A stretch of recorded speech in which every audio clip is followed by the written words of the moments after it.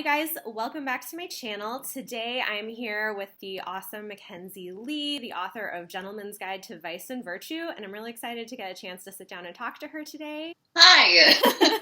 Thanks for being here. So for anybody who doesn't already know, can you give us a quick synopsis of A Gentleman's Guide to Vice and Virtue? Yeah, it's sort of a tropey adventure novel set in the 1700s. It is about two best friends who are on their grand tour of Europe, which is this sort of phenomenon, again, in the 1700s, where if you were a young rich white guy and you had this sort of awkward period of time between finishing your schooling and then waiting for your dad to die so you could take over his land and his title and everything, you would often tour Europe for sometimes up to several years. And part of it was sort of to get a cultural education and learn about art and history and languages and things like that. And then the other part of it was sort of to sow your wild oats and get kind of the craziness out of your system before you came back and became a functioning member of English society. It's about two English boys. They're best friends. They're on their grand tour of Europe together. The narrator's name is Monty, and he is a human disaster without quite acknowledging the fact that he is. And so, yeah, he's got a lot of baggage he's slowly learning to unpack, including that he's fairly smitten with his best friend who he's traveling with. His name is Percy. And so they're on their tour, and due to some stupidity on Monty's part, things kind of go horribly off kilter. And then their tour turns into this sort of manhunt across Europe for a vaguely magical artifact. It's a good synopsis. Yeah, it's a really fun book. A Gentleman's Guide to Vice and Virtue is adventurous and very funny, which is something you don't often see in historical fiction. What inspired you to write that kind of a book? Mostly because it's the kind of thing I like to read. I was a history major in college and wanted to be a historian for a long time, and then ended up not kind of going the academic route because I was told my writing was sort of too much like a novel. I had a professor tell me, she's like, you can't say things like Richard III was very angry, and you can't write dialogue for the Battle of Agincourt. And I was like, this is not fair. Yeah. And then also I was not a slave to historical accuracy necessarily, which is not a great trait in a historian, but it's a great trait for a historical fiction writer. So, yeah, I was basically just writing the book I wanted to read, which is I really love adventure novels, or that sort of anything that falls in that sort of campy, historical, adventure, tropey niche. And so I wanted to write something that was sort of in that vein. I wanted it to be sort of self-conscious in the sense that, this book knows what it is. It knows it's all my favorite tropes in there. And I wanted it to be funny because I think historical fiction is so great, and so many people think it's so dry and so serious, and it's always about really heavy things, and the only thing worth writing about in history is war. And I think we also do have this sort of idea that people in history were really serious, and that we are the first generation to have invented sarcasm and humor, which is not true. And so I wanted to write it funny because I want to kind of challenge the assumption that historical fiction is dry and boring, and also just I wrote what I wanted to read. Reading it was really interesting reading about Percy. He is a biracial and queer character who also has epilepsy, which wasn't very well understood at the time. And my sons are actually biracial as well, so this was kind of interesting for me. Can you talk a little bit about what inspired his character?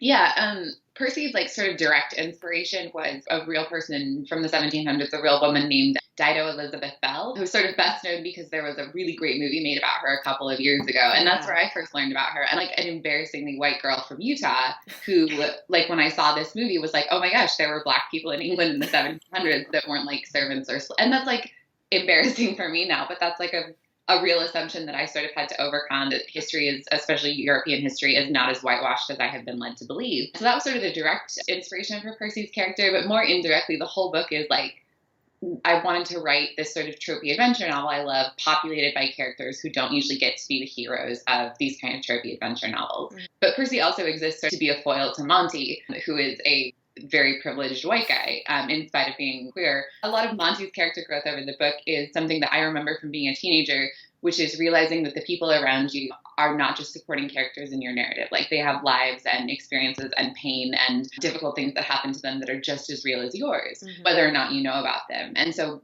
Percy, a lot of that is part of Monty's experience over the book, is realizing that, Percy has this very complicated and often painful life that he has no idea about, and that Percy exists as more than just sort of his love interests slash like sidekick.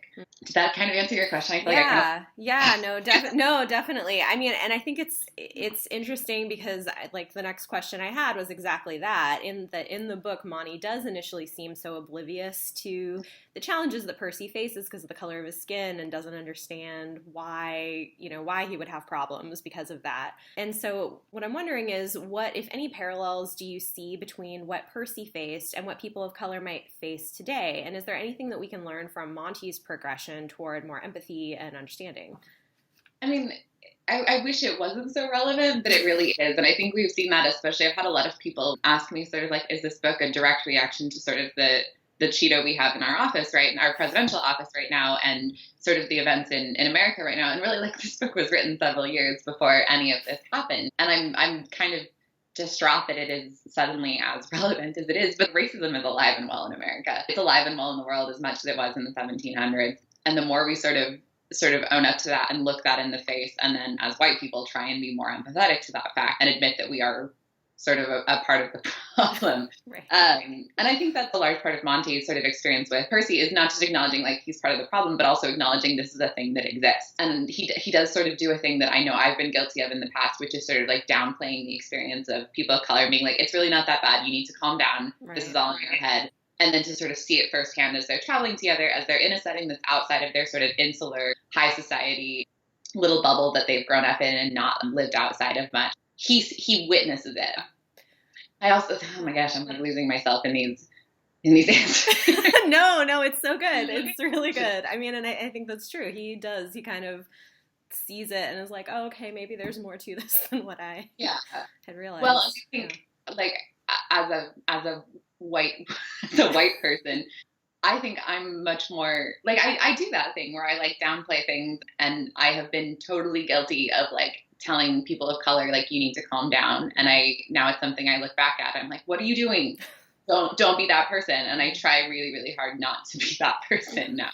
It's something we can all be better at. We can all have more empathy. And I do think it's an easier thing to look at and sort of face head on when it's someone you love and when it's someone standing next to you, as opposed to when you're reading about things in the newspaper and things like that. Yeah, absolutely. It's about Monty learning to be universally a less shitty person. Yes, no, absolutely. So the book obviously features Monty, who's a character who's bisexual, which isn't something that was widely accepted during the Victorian era. Monty's father is very harsh, even abusive, in trying to force his son to change, and sets himself up as sort of morally superior, but we eventually learn he has quite an unsavory past. What do you think fueled his behavior toward his son, and is there hope of reconciliation for them in the future?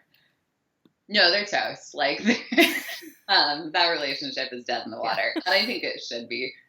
Honestly, I think it's kind of an important thing to realize as a teenager that your relationships with your parents and with your family can be toxic, and sometimes you have to cut them out. Because I think a lot of teenagers feel like sort of an obligation to their parents because they are their parents to give them a pass on a lot of things, or like to recognize bad behavior in them but excuse it because it's parental. And I think part of becoming a teenager is starting to see your parents as human. And I do think in the start of the book, Monty takes a lot of the abuse of various kinds that he's endured from his father and takes it very much as this is my fault. And then over the course of the book sort of realizes like, no, this is not about me. This is about something else.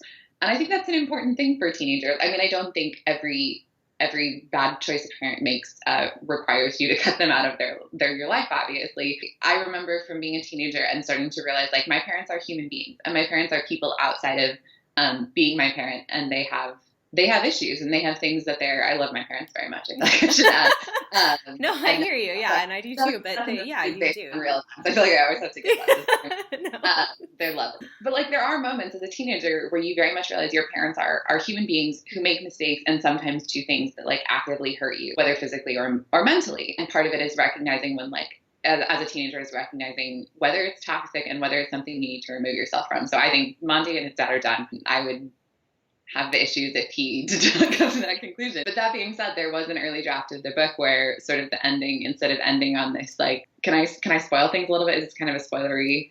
I mean, I guess, warning, here's some spoilers, and I'll put my hand down when we're done with the spoilers. There was an early draft of the book where sort of the ending was, he's like, okay, well, I guess we're going to go back to to our lives in England, as opposed to like, okay, I guess now we're going to like give up everything and move forward together and sort of start over. And I thought that was like the solution for a long time. And it was my editor who pointed out, she's like, this is not where this book needs to end. And I was like, no, because it's totally realistic that like they don't have any money and they have no skills and they would survive for like 20 minutes on their own in the real world. And she was like, no, like this needs to be, first of all, like we need to address this issue that Monty is more afraid of living without the sort of privilege that he's used to. And he is of like going back to his dad in this abusive situation. But also she's like, you cannot send your teenage character back into an abusive situation. And now I look back and I was like, oh, past Mackenzi. Yeah. What a stupid thing that you thought that was. But I was so like chained to this idea that I was like, these boys will survive for 20 minutes on their own. Right. I mean, I guess that's the tricky part, right? Like writing for a modern audience, but like what realistically might have happened back then. Yeah, it's real. I mean, like that was the entire battle with this book. Was trying to figure out how to write for a contemporary audience, especially a contemporary audience who has an understanding of especially sexuality, which is such a large part of this book, in a way that the characters back in the 1700s did not understand the concept of having a sexuality. And so, yeah, that was the whole line I was trying to walk with this book, was like, how do I write this for a contemporary audience, but also like accurately depict the 1700s. And I made a choice to sort of err more on the side of contemporary attitudes. And there are like Monty and Felicity, his sister, have a conversation at one point in the book that's like a pretty self-aware discussion about bisexuality without actually saying the word. And that's something that I like battled a lot. I was like, did I put this in the book? Like it's not, I don't think it's anachronistic, but I think it's like a fairly modern look at sexuality. And I ended up falling kind of on the side of, I want to write more for contemporary readers. I want teens to have a sort of shared ground with these characters. And also, like, part of me just refuses to believe that queer people in history, without having like some scientific paper explaining what the concept of sexuality was to them, wouldn't understand themselves well enough. Because I think about like my own experiences with sexuality, and I'm like, I know who I am, whether or not I like have an internet to Google things and like find terms on Tumblr. Like I know who I am and I know who I'm interested in. And I don't think people in history, in spite of not having Tumblr, would have like not been self-aware enough to understand themselves. So sure. Well, and I mean, you have like some of the writers of the time and things that were going on with them. I mean, there was definitely that kind of stuff going on. It wasn't. Yeah, I always go back to my example is one of my like favorite queer people in history is Anne Lister, who is this woman in the late 1700s, early 1800s, who is sort of considered the first modern lesbian, and throughout her life wrote like millions of words of diaries, most of which are about being a lesbian.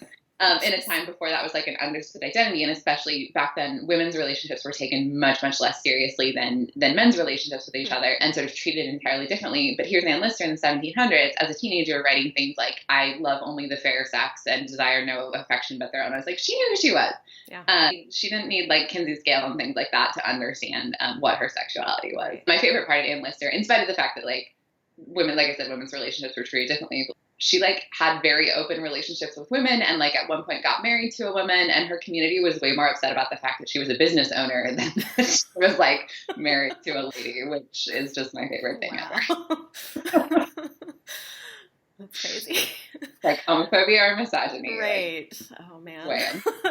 And I think this whole conversation sort of bleeds into my next question which was one of the things I really loved about this book, was that there was a lot of attention to detail in terms of historical accuracy in a lot of things, like using period-appropriate slang language that they're using. I thought that was really fun. So what kind of research did you do for this, and how did you kind of work to make this voice accessible for modern readers, but without being completely anachronistic? Yeah. I mean, you say there's a lot of period slang, and there is, but it's like side by side with Monty at one point, like explaining that he has gaydar without actually saying the word gaydar. So, again, it's like, it's a balancing act. It's a lot of research. Historical fiction is always a lot of research. I'm working on the sequel to this book right now, and as I'm like drafting it, I'm like, oh my gosh, I forgot how much research. I always forget how much research goes into historical fiction, which is probably good, or else I'd never write it again. Because you just have to you have to understand going in that you are going to be stopping every 3 sentences to Google something for 30 minutes that is inevitably going to get cut from the book. And you have to realize that you're going to, as much as you read beforehand to prepare, you're going to get 2 chapters in and be like, I don't know how they fasten their pants, like things like that are just like these benign details that you don't think about when you're thinking about sort of creating a world and creating a historical setting. So it's a lot of research. My favorite research for this book was I read a lot of journal entries and sort of letters home from people who were on their tour or who were touring the continent at the time. They were tremendously helpful because they were not just the perspective on the place in the time period, but an English perspective. So it was very helpful to see like what the English people were not into and what they were like, this is weird and foreign, because when I'm reading historical fiction or when I'm reading about history, I'm like, everything is weird and foreign to me at this point. But like a large part of the reason I decided pretty early on to make it a more contemporary feeling book and with more sort of contemporary elements to it was I was reading one of these journals from one of the more famous, well-documented tourists whose name is James Boswell. And I was reading his journals and they're like punishingly dull in places because everybody, like nobody wants to read somebody else's journals in their entirety. And then also he like was having these weird, extravagant lifestyle choices that I was like, I can't relate to this. Or there's like a whole section where he's like falling in love with this like Venetian countess at the opera. And he like sees her, like literally like sees her across a crowded room. He's like, I don't know what to do because she's married, but her husband is into having an affair, but he doesn't want it to be like him. I was like, what is wrong with you? Like, you stupid 22-year-old boy. And so I was like, I don't know what to do with these journals. But then there was like a page where he just basically was like, I have been so melancholy today. I couldn't get out of bed. And I feel like I have wasted my day. And I feel like I am like a waste of a human being, essentially. And I just had a moment of being like, oh, I can relate to that. Like, that is also a feeling I have felt in spite of like having several hundred years and a lot of money between us. I was like, this is a feeling that I can understand. And I firmly subscribe to the idea that as much as the world changes and the clothes we wear and the technology and our politics and things like that sort of stuff changes, but people never really do. And that's one of my favorite things about studying history is sort of looking back and seeing these experiences that reaffirm this sort of universal experience of humanity. And I hope that's like something teenagers take out of the book, and I hope readers take that out of the book, is I like kind of trick them into reading this historical book with this cute guy and this like Snapchat filter on the cover. And then I hope though that they look at it and they're like, oh, like people in history are essentially not the same as me, but I've got more in common with people in the 1700s. I don't know, it's just one of those things I'm like, I don't want to, especially like queer readers, I'm like, you are not alone. Like you come from generations and generations of people who have dealt with this and who have survived in a variety of circumstances. And you can survive it too, and you can make a life. And I put this in the author's note, like I firmly believe that as long as we have had people, we have had queer people. And as long as we have had queer people, we have had queer people who make their lives work and who live on their own terms and have fulfilled like and happy sexual and romantic lives with people they love. And I don't think that's an anachronism, and I don't think it should be. And I think we need to sort of banish that idea that it is. Again, I got way off track on this answer. No, it's like, good. It's like so much good stuff. It's great. So we touched a little bit on this previously, but you've got a bachelor's degree in history. How did you make the leap to writing books, and in what ways? I mean, I think it's obvious that it has, but in what ways has that degree really been helpful for you? As you're experiencing things and living things in your life, you're like, what am I doing? Like, this makes no sense. And now I look back and I'm like, look at this very logical, it's a very winding path, but I was like, very obviously, like things led me to where I am now. So like, if we go all the way back, let me take you on a journey. Back when I was a kid, I was not a great reader. I really liked reading, but I look back now and I don't think I was very good at it. I read a lot of Star Wars novelizations.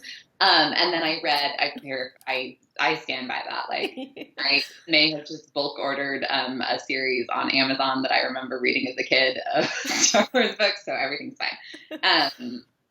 But so I read a lot of Star Wars books, and then I read a lot of historical fiction, and I did really like history. I really liked like American Girl dolls.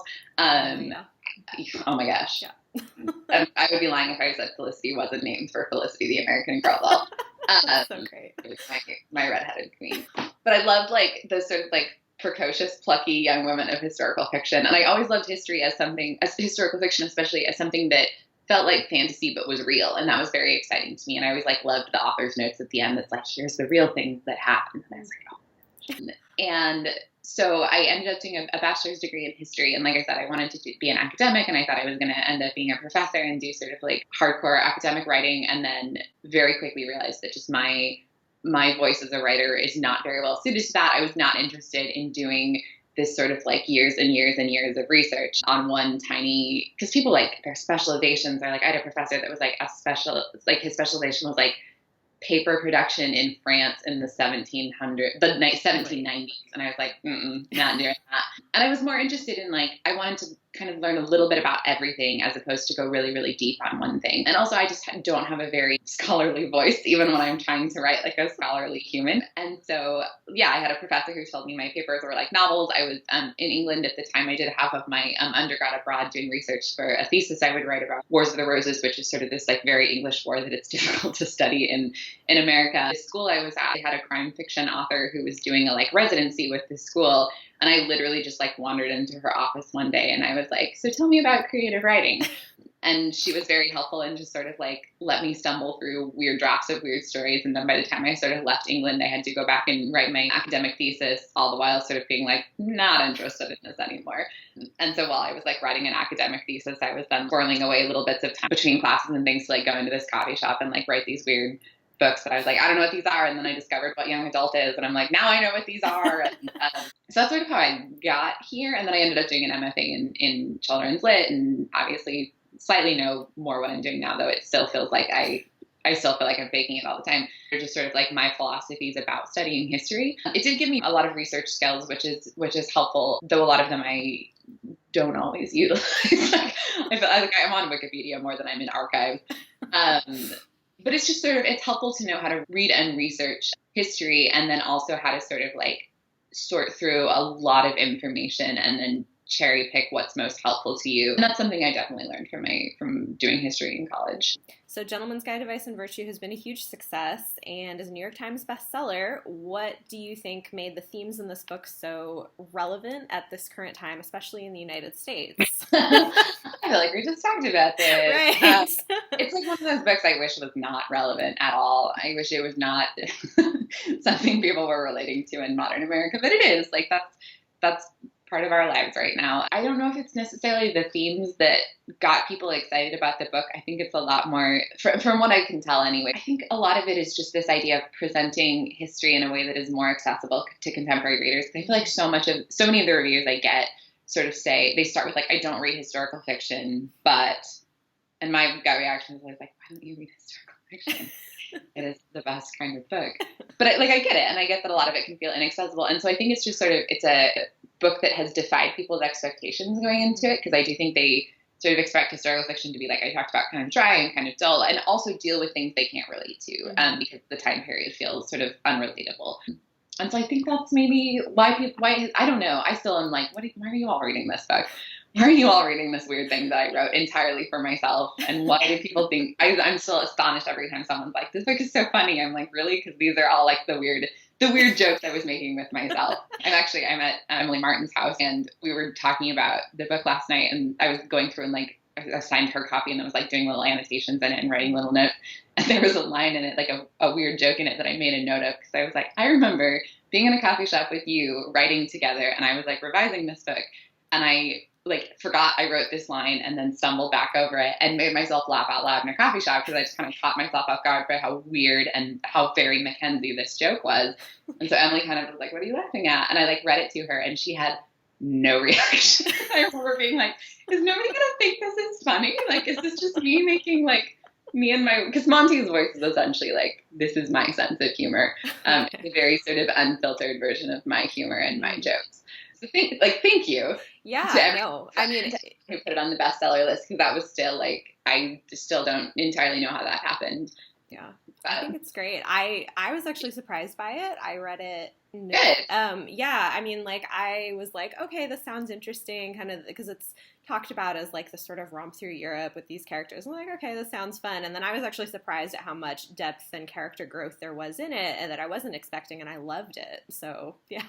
Yeah, I'm sort of like, I guess, again, I don't like reviews, but I do get a lot of people who are like, I did not expect this, like, very fun book to have this sort of depth to it. Because it is. It's sort of like there's these moments of sort of a deep dive, and then the next scene we're all like naked and streaking. Right. So it's like it tricks you a little bit. But then I do get a little bit affronted every time I get a review that's like, it was so fun and light and funny, and I'm like, okay, but also it's like pretty hardcore. Did you miss the parts that were serious? I know. I've been telling people, I'm like, it's the most fun book you'll ever read about like alcoholism and abuse and chronic illness and homophobia. So yeah, it's kind of true. So I kept thinking when I was reading this book that it would make such a fantastic film. Any chance of that happening? Not at this moment, but like never say never. Okay. It's definitely, there are moments where I was thinking, oh, I can totally see this like a movie. This is amazing. But I like, if it was to be adapted, my dream would be like a CW show, like one of those CW shows like Rain or something that's like not a super slave to historical accuracy where they're like all in Dolce and Gabbana and not always, but like it's still very in the time period. Yeah. I love this, like those kind of, and it is like it's a contemporary feeling novel, and I know that it's kind of genre bending in that way, and so I would love like a Netflix original series or something. I just watched the show on Hulu called Harlots, that's set in like the same time period in like the gross sort of brothel scene of London in the 1700s, and it's like a show that I went into. I kept seeing ads for it, and I was like, this looks like trash, and this looks like exploitive of women. And then it's an all-female creative team. It's like almost all women in the cast, and there's like people of color very sort of casually placed in it. There's like queer people very casually placed in it, and I'm like obsessed with this show now. Wow. And I was like, whoever did this, like, if you are interested, may I introduce you too? Right. So, I mean, yeah, like never say never, but at this point, it doesn't look like there's going to be a movie or anything. Okay. Can you tell us a little bit about the other projects you're working on right now? I know you mentioned you're working on the sequel, which is exciting. Yeah. No, it's great. I'm definitely not struggling with it or freaking out at all. So the next book I have coming out, though, is in March. And it's called Bygone Badass Broads, and it's actually a nonfiction historical book. It is based on a Twitter series I've been running for almost a year and a half now. Usually every Friday, though, I've been sort of slacking lately because I've been on deadline. I just sort of thread on Twitter about interesting women in history who I don't feel like get their due and get enough credit.